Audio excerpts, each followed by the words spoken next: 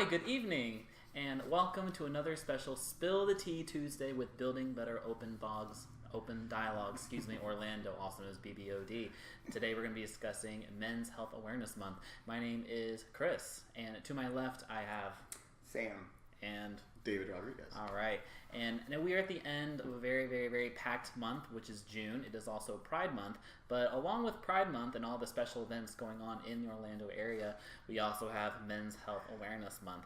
And I want to take a second and talk about why is it important to talk about Men's Health Awareness Month, and what are some things that all men in the community should think about when we end this month going into July and the rest of our lives.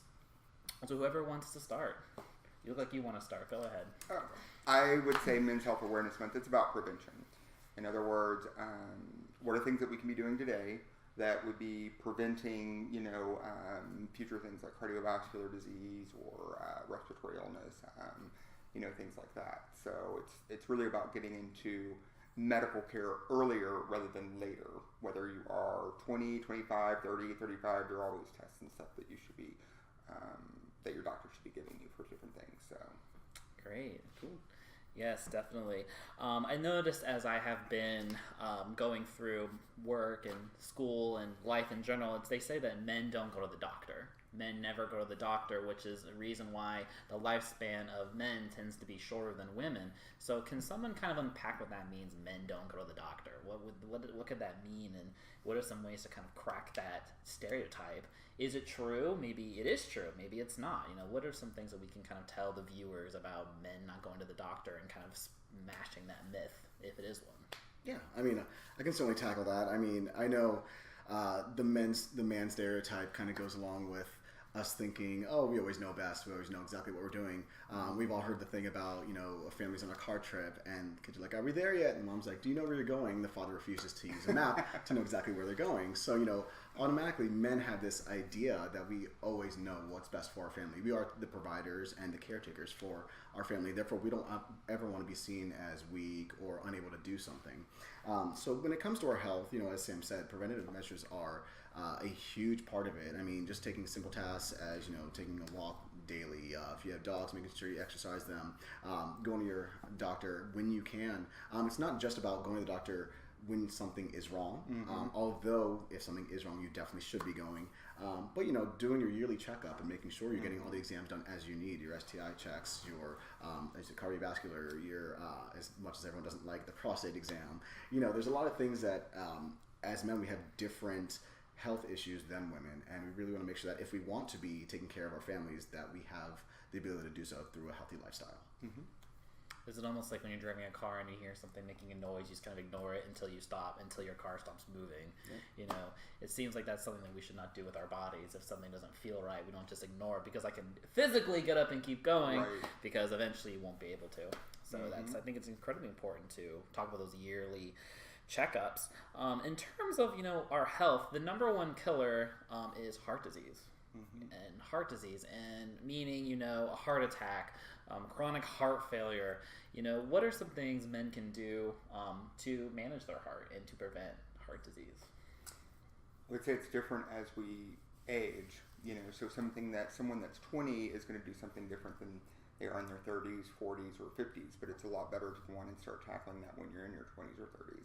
So you start out with a healthier diet. Also start incorporating healthy activities in, whether it is going outside and playing volleyball, walking a dog, doing simple things like that will actually make you live a much longer, healthier life. And that's really, I think, what this would be about, is preventing those things. So it's incorporating little healthy things into your life. But I like your car analogy. Before we even hear something bad, we always take our truck in or our car in to get the oil change. They tell us if there are some other things. It's actually a perfect analogy because we're used to doing that on a regular basis, so why wouldn't we go to the doctor on a regular basis just to make sure that there's nothing else going on? Even if you're 20 or 30 or 40 or 50, and your doctor will tell you, like at 40, these are the tests we need to run. If you're 50, these are the tests that we need to run, because it does kind of change as we get as we age. So. And mostly, to piggyback off that, my father actually has had 3 heart surgeries due to cardiovascular issues. He's thankfully come out unscathed by it, but I mean, it was caused by, years of smoking, poor diet. Generally, he used to be super active, and obviously, as he progressed and got older, wasn't going out as much, wasn't playing golf or racquetball as he used to be. So, we started seeing a decline. And from having a Latino background, a lot of us have high cholesterol, which adds to heart failure and all those other things. And one of the things that really struck me hard was if you ever saw The Biggest Loser, that guy trainer, I forgot what his name was. He was super healthy. Super healthy guy, and he's obviously a health advocate, and he was in the gym one day and had a heart attack. And I immediately thought, well, crap, I have high cholesterol. I had all the same issues that he has, and I'm doing the same thing. So now, for me, it's kind of hit the same point to say, I feel healthy. I know I'm doing the things I should be doing, but am I getting the same checkups that I need to be doing to make sure that this doesn't happen again? Right. So, it's again, like we keep saying, it's preventative stuff and getting those tests done and talking to your doctor and making sure you have access and the knowledge to take care of yourself. Absolutely. Can you tell us a bit more about a poor diet? What is a poor diet for the average American? Oh my God, I can tell you all about my diet. I'll tell you all about a bad diet. So I will say, when I was my last year in high school, I had Burger King, I think the number 3 bacon crust sandwich with hash browns and OJ every single morning. For lunch, I would go to KFC. Everything deep fried, everything high in sodium. And of course, that led to my continuation of high cholesterol. I recently I've been eating more vegetables and whatnot, but in doing that, I like to make it flavorful with bacon grease, and I put bacon in it, and I get the flavoring out, and it's helping slightly. But obviously, fast food is so accessible and it's so cheap, and you're on the go. Everyone's constantly moving, constantly needs things to do and easy access to food. So I mean, of course, going to McDonald's, Burger King, it's a lot easier than going to Whole Foods and meal prepping and making sure you're getting the right vegetables, and getting the lean protein that you need to just sustain yourself. Even something as simple as every morning eating a cup of oatmeal. That'll greatly reduce your risk for a heart attack. Along with, again, getting your checkups, and I'm unfortunately on cholesterol medicine at 35, which sucks. But it's obviously due to my poor dieting, and I'm trying to reverse that through healthier eating. And actually, it's funny you say that, because I'm on a study to see if you can start taking that medication, like a lipid or something, to prevent cardiovascular disease in people that are HIV positive. So in other words, there are things that we can do to be proactive. I will say that it's super hard to do that, though. And the other thing about diet is, again, that's why you talk to somebody that's a medical provider, because I've learned that it's very, it's individualized, because, everybody would say, oh, well, when you get to 20, ice cream, food, whatever, 30. And then, for me, I can still eat some bad things and maintain a weight, and my blood work is still good. But the trick is that I'm going to the doctor regularly, and the blood work is coming back regularly. So in other words, it's not going to be one of those things that's all of a sudden this is a bad thing, but we could actually see it before it actually becomes an issue. So I think that's one of the most important things. With this really great conversation about dieting, I think this leads us into a very, very, very big issue is alcohol. How much we're drinking. How dangerous can a diet, or someone who has a heavy intake in alcohol, how dangerous do you think that could be for the health of a man? So, fun topic, especially in the gay realm. From gay males, we like to go out, we like to party, which involves heavy drinking, and a lot of people think they won't drink throughout the week, but then Friday, Saturday, they are binge drinkers. And by binge drinking, by definition, I believe it's 4 or 5 drinks in a night. It seems relatively low for some of these people, and but I mean, the thing is, when you're imbibing this stuff constantly, and you're hitting your liver very hard with this alcohol, it's gonna cause scarring. It's gonna cause it to start breaking down. And although yes, the liver can regenerate itself, if you're constantly hitting it and constantly making it rebound over and over and over, it's gonna start weakening. It's gonna start, affecting the quality of your life. Alcohol is fun, and it should be done in moderation. I mean, everything can be done in moderation. Right. There's nothing wrong with, if you can have a few drinks and have a good time, by all means do it. But, it's knowing your body and knowing your excess. I know now being older, like when I was your age, I could go out and get slammered, wake up the next day, go to work. Fine. If I have 3 drinks now and then try to do anything past 10 o'clock, I'm a wreck. Like no matter what. So it's really just knowing your body and knowing what your limits are. And, although it may be fun to get to that, crazy wild portion, you can really got to think about what's going to do later on in your life. Mm-hmm. And that takes us into liver disease. It's not really a mystery that a high amount of alcohol can be very dangerous on your liver. Our liver is what filters out all the bad stuff in your body and kind of, to put it easily, cleans out your body. It's like a filter. So all that alcohol goes in there, and your liver eventually becomes too tired of filtering out that. Liver failure is a very, very, very common disease, including liver cancer. And sometimes liver cancer is inoperable. So how much drinking is too much drinking? How do you know when you've reached your limit? That it's time to say. Why are you looking at me with that? I reached my limit over 10 years ago. I think that a good meter would be is any time that it impacts your life in any sort of way. So if you're out with your friends on Friday night and you're supposed to go run with some other friends at 8 a.m. the next morning and you don't make it, that might be something that you want to figure out. Maybe that's too much. Or if you are, out partying with your friends on Saturday night and eventually, you're supposed to go and do something with somebody on Sunday, like a brunch or something, and you miss that, that might be a time to question, like, whether or not, that is impacting your life in a negative way. Mm-hmm. And I think the other thing about that is, and it ties into what we were originally saying about not going to the doctor, is that it's okay to ask for help.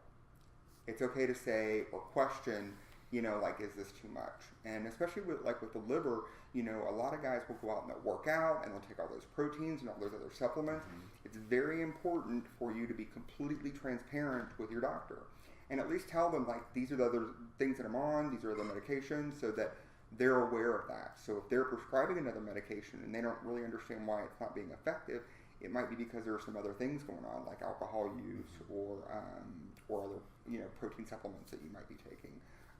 So it's really important to find somebody that you're really comfortable with and let them know everything, because there's no shame in it. It's just a matter of the doctor or somebody like helping really assess like what's going on, if that makes sense. But it's okay to ask for help, and I think that it's one of those things that it ebbs and flows. What might be working at 20 might not work at 30, which also might not work at 40, and it's up to you to kind of figure out like where you are with that. Have some close friends and a doctor. Or somebody else in treatment, kind of help you with those questions. There's something that you said that really resonated with me, and that was it's okay to ask for help. Mm-hmm. And I think we're living in very, very difficult times now, politically, socially, and that in the past couple months we've had 2 very famous people pass away due to suicide.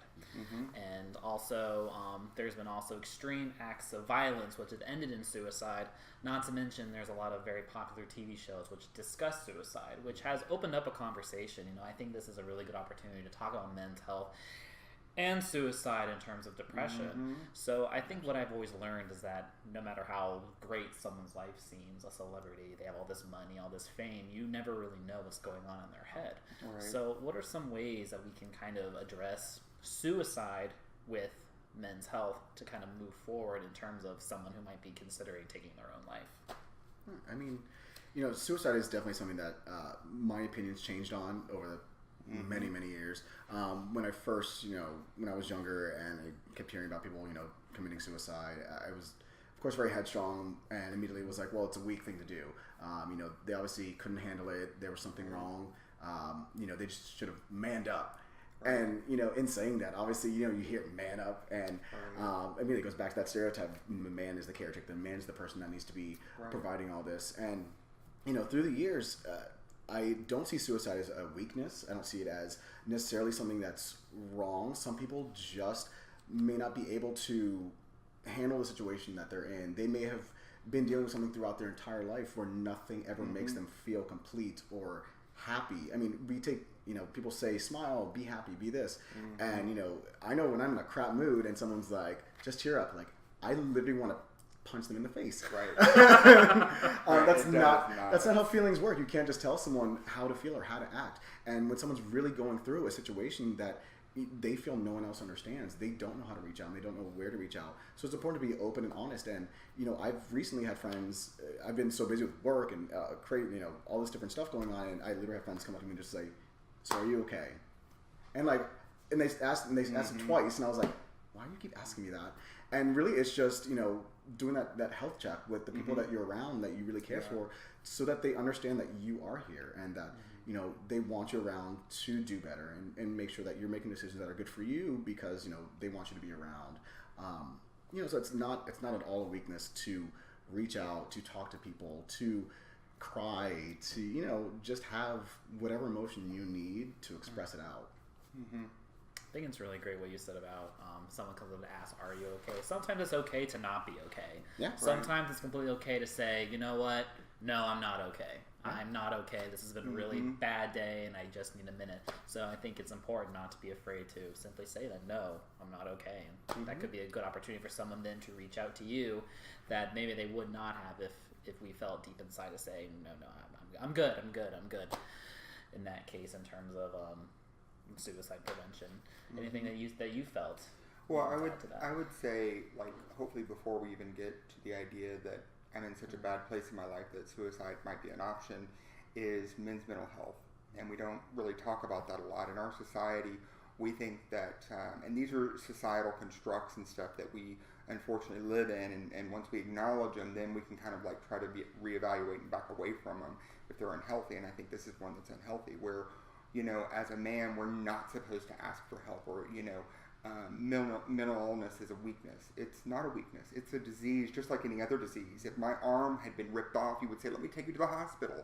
So if I'm hurting inside, or if I'm severely depressed, just because you can't see it doesn't mean that it is just as catastrophic as my arm being ripped off.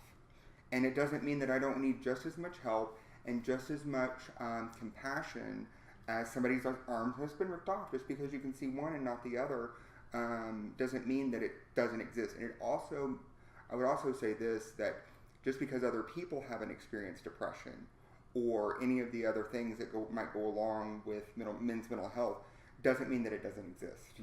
And I would ask other guys to be, open-minded to that, and also, the other females in their life, to not be like, "Man up, you're supposed to do this for me." In other words, we're humans first. Yep. Right? And every human can go through some rough patches, whether we were traumatized as a child, traumatized as an adult, or didn't experience any trauma at all. That's the definition of depression, is nothing bad happened and I'm still sad. Yeah. And it's okay to ask for help. I think the most important thing would be to be in what you're talking about, these social settings where you've got at least one or two people that you feel comfortable talking to, and you feel I'm not doing as well as I used to. And I would say that social media and all that other kind of stuff, people live in these worlds, but the reality is those are illusions. And the images that are produced there are, strictly for consumption of others. It is not the reality. We are all humans. We all suffer from lots of different things, and that there's nothing wrong with asking for help, whether it's from a doctor or a friend or a partner, and to go to the community resources that are out there, because there are plenty of places out there, whether you have insurance or not, where people could go and get the help that they need. Absolutely. Yeah, that is really, really great. Reaching out to each other, being a friend, and knowing that whatever you see on the outside is not what they're feeling on the inside. Ask your friends how they're feeling, and know that it's okay to not be okay. It is completely okay. We don't have to man up in this society where sometimes masculinity is almost like something that everybody has to have, like a shroud that we hide behind. And I think that we've talked a lot about some really, really great chronic diseases out there. Heart disease. We've talked about heart disease, liver, alcoholism. There's so many other chronic illnesses out there that we could be here all night. We could be talking about diabetes. Diabetes kind of goes hand in hand with heart disease. So if you're taking care of your heart, chances are you're going to be taking care of you're preventing diabetes as well. We could be talking about skin cancer, and also the big C as well, which is cancer, which is terrifying because cancer sometimes can be very quiet. The number one killer in men is prostate cancer. So I think we talked about in the beginning, getting your prostate checked. So just make sure you're having these conversations with your doctors. Tell them, you have to take your own health in your own hands sometimes and tell a doctor what you need. Kind of when it comes to especially sexually transmitted infections and HIV disease. It turns out that we go to our doctor, and I could be 30 years old, sexually active, and I do my lab report, and they're going to order up metabolic panel, enzymes, glucose, just a list of these mundane labs, and you look on there, and the HIV section is going to be unchecked. For a 30-year-old person who may or may not be married, in this case, let's say unmarried, probably very sexually active, why do you think they would leave off the HIV square in that case? Well, I believe it's opt-out. Didn't it switch? Because I know it used to be opt-out, and now it's opt-in, so you have to ask for it, which is just ridiculous. I mean, because, I guess the insurance companies didn't want to pay for it. It was costing too much for the free test that we have available at these different locations. But, all you got to do is when you go to do your regular checkup, make sure you ask those questions. Even if you go in, say you went in for an STI. Like, I had someone tell me they went in for gonorrhea. They knew they had gonorrhea in their penis. So they got checked out, got the swab, started taking themselves, but obviously in the back, they started getting itch as well, not realizing that they, the guys flip-flopped. So during that time, there was transmission on both sides, and the doctor didn't even bother to check back there. So you really want to, hey guys, sorry y'all, lights out. But you really want to make sure that you're talking with your doctors about exactly what your sexual health is, and they know what your practices are. It may sound weird to go to a stranger and be like, well, I was having butt sex with this guy, and these other guys were railing me. Wasn't really sure what to do, but it felt real good. But now I have this really itchy, burny feeling. If you can at least give them the information, they can help you fix it. Because the longer you deal with it and don't talk about it, the more it exacerbates the issue.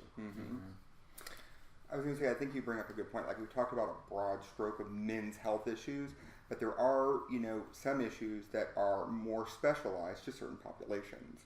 And, in those populations, whether, like, I'm part of I'll identify as a gay male, so in those populations, there are tests and diagnoses that, that do need to be administered a lot more frequently than in the general population.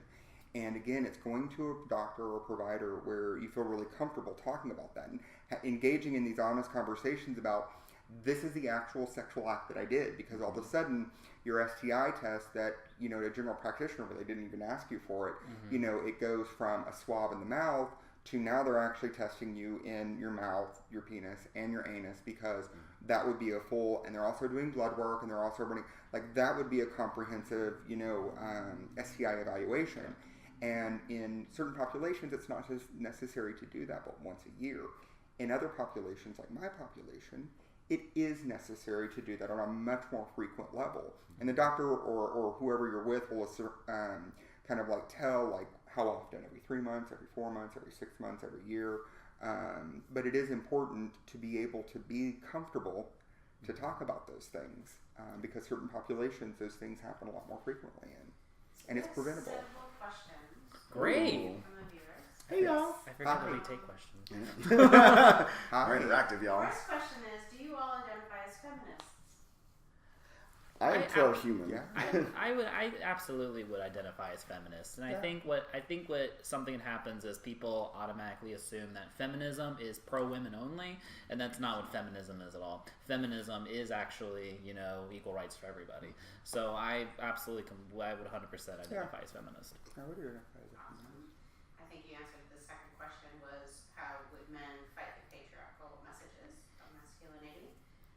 Another question, what are some resources that you would recommend for men wanting to live their best and healthiest lives? Awesome. And one thing and before we answer that question, when it comes to finding the patriarchal society. Patriarchal society of masculinity. Thank you so much. Toxic masculinity. I always say that when I ask somebody what is masculinity, they can never give me an answer. How do you define masculinity? Well, it's acting like a man. What is acting like a man? Or you're feminine. Well, what does that mean? What is acting like a lady? So that's something to think about. There's really no way to define masculinity or feminism in a way. I mean, if you look it up, there's really no way to define it. So that's a way to kind of think about it, is that there is no way to be. So just be the best you can be. And now, while being the best you can be, some great resources in the community are. So, I mean, for men's health, for general health, obviously a general practitioner, if you have a family doctor that you see consistently that already knows your medical history, I believe that's kind of the best way. That way they already have sorry, I'm talking really fast. They have the background information for what exactly is going on in your body. If you are looking for a new resource, I mean, there's plenty available here in Orlando that are gay friendly. There's Pinero, OIC, Bliss, Help and Help is a clinic, HF. There's so many resources available. The health department, I mean, there's not a loss of resources available. Yeah, that's the funny thing I think about all of these issues, whether we're talking about men's health or literally any medical issue. I'm like, we can Google and figure out what the next favorite dance move is or best song or color, but all of a sudden when it comes to our health, all of a sudden we don't know. And that's okay. That is perfectly fine because it's much better to ask the question than to not know. So Florida Department of Health, the CDC, Orlando Immunology Center, thebody.com. If you're getting your information from the Health and Human Resources or the CDC or thebody.com, Florida Department, those are all really good websites. So I would encourage you to go to those and kind of lock them onto your favorites so you're checking them on a regular basis. So, as our last point for the evening is that tomorrow is National HIV Testing Day. There's several different locations around Central Florida at various Walgreens and agencies in the area. So check Facebook for a list of those locations. There'll be testing going on as early as 11 and as late as 7 tomorrow and on Thursday. And something very important to kind of wrap up Men's Health Awareness Week is the importance of getting tested and knowing your status and having a discussion with your counselor or your doctor about what good safer sex practices work for you. The use of condoms, pre-exposure prophylaxis, post-exposure prophylaxis, treatment as prevention, undetectable equals untransmittable. So many different safer sex practices that are available now, and not everyone's going to work for everyone. So have a talk with your tester, have a talk with your doctor, talk about what your sexual practices are and what safer sex practices can be good for you to prevent HIV and other STIs. So before we go ahead and say goodnight, I open it up one more time for you to give your last messages of things you'd like to say to the viewers before we peace out till next month. I love the menses. I love the ladies. I love everyone. Everyone be healthy, be safe. You know what your body feels like. So if something does feel off or something, don't be afraid to reach out. Ask questions. Ask your friend. Get the information out there. And like you said, there's plenty of websites that I'm sure we'll link up to on there. So if you have these extra questions, and you can also reach out to us. If you're on this Facebook channel, obviously who we are or something like that. We're the cool, fun kids of the health scene. Sam Graper, Rodriguez. But yeah, don't be afraid. Everyone has questions and everyone has issues, and there's no need to be in the dark.